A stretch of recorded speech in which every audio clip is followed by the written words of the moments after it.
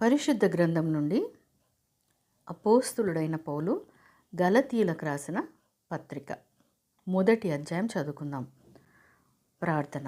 మహోన్నతుడా, మహిమా స్వరూపుడా, మహాశక్తిశాలి, నీకు స్తుతులు స్తోత్రాలు వందనాలు చెల్లిస్తున్నాం. ప్రభువా, మాకు ఈ సమయాన్నిచ్చి మమ్మల్ని ప్రేమించి నీ వాక్య ధ్యానం చేసుకునే అవకాశాన్ని కలిగించిన గొప్ప తండ్రి, నీకు స్తుతులు స్తోత్రాలు వందనాలు. నీలో ఇంకను నాటబడుతూ ప్రభువా ఫలించే బిడ్డలంగా మమ్మల్ని ఆశీర్వదించమని యేసయ్య పరిశుద్ధ నామం అడిగి వేడుకుంటున్నాం మా తండ్రి, ఆమేన్.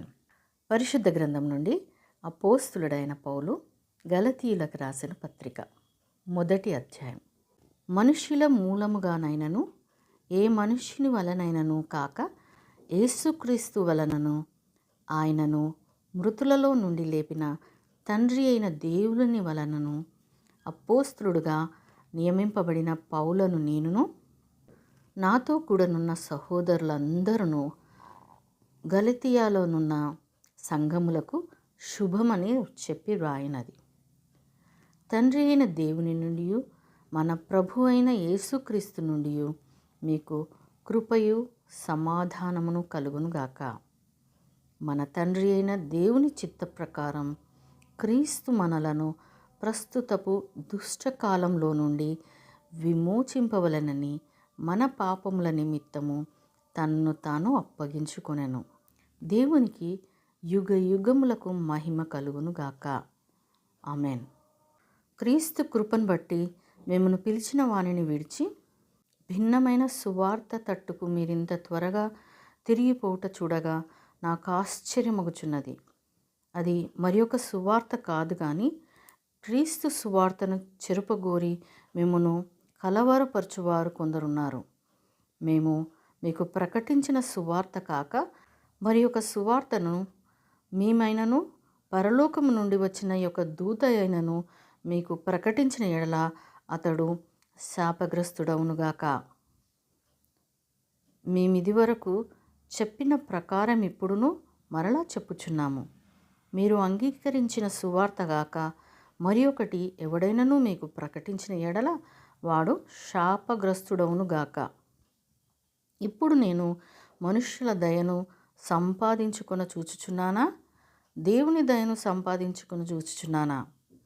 నేను మనుష్యులను సంతోషపెట్టగోరుచున్నానా?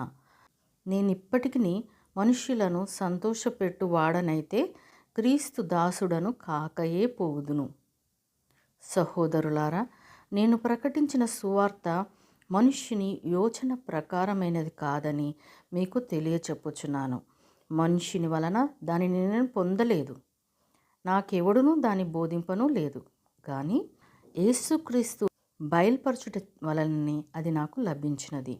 పూర్వమందు యూదా మతస్థుడనై ఉన్నప్పుడు నేను దేవుని సంఘమును అపరిమితముగా హింసించి నాశనము చేయుచు నా పితరుల పారంపర్యాచారమందు విశేష ఆసక్తి కలవాడనై నా స్వజాతీయులలో నా సమాన వయస్కులైన అనేకుల కంటే యూదుల మతంలో ఆధిక్యత నొందినని నా నడవడిని గూర్చి మీరు వింటిరి.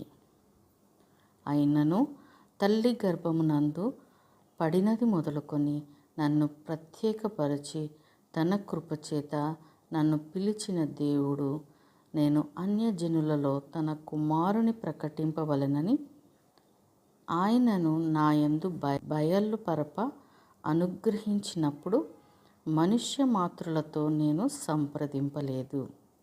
నాకంటే ముందుగా అపోస్తులులైన వారి యొద్దకు యెరూషలేమునకైనను వెళ్ళనూ లేదు.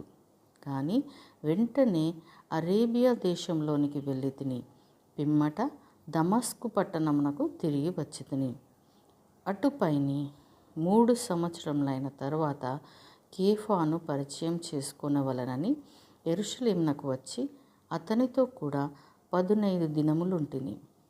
అతనిని తప్ప అపోస్తులలో మరి ఎవరిని నేను చూడలేదు, కానీ ప్రభువు యొక్క సహోదరుడైన యాకోబును మాత్రం చూచితిని. నేను మీకు వ్రాయుచున్న ఈ సంగతుల విషయమై ఇదిగో దేవుని ఎదుట నేను అబద్ధమాడుట లేదు. పిమ్మట సిరియా కిలికియా ప్రాంతంలోనికి వచ్చితిని.